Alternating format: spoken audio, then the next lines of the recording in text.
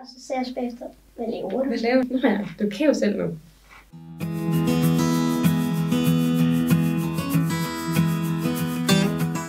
Der var, jeg tror, en enkelt dag eller to, hvor jeg løftede dig op i den, og så kiggede på dig.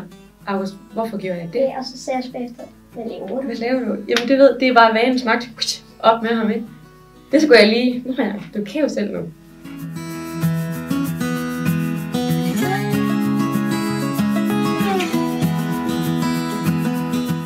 Det betyder sådan meget for mig, fordi som sagt, at jeg kan det selv nu.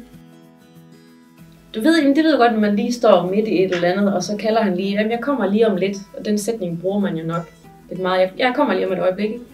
Så jeg kan da godt se, at nogle gange så, det er jo nu, at han gerne vil ned. Det er jo nu, han gerne vil med de andre børn, der bare hoppet ned fra bordet. Og det er ikke altid, man bare kan smide noget med hænderne.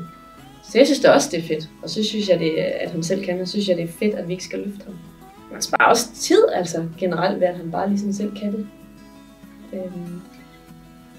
Også når du skal ud til aftensmøde og lave lidt lektier, man kan bare sige til dig, at så lige gå ind og så lige gå op. Men hele tiden før det så, når jeg kommer lige og løfter dig. Ja. Så i sådan en hverdag som vores, der er det bare, måske for andre, de har sådan nogle små ting, men det betyder virkelig meget, de der små forskelle. Og det der smil, første gang du satte dig i stolen og selv kørte op og ned, det var meget, meget fint og dejligt at se.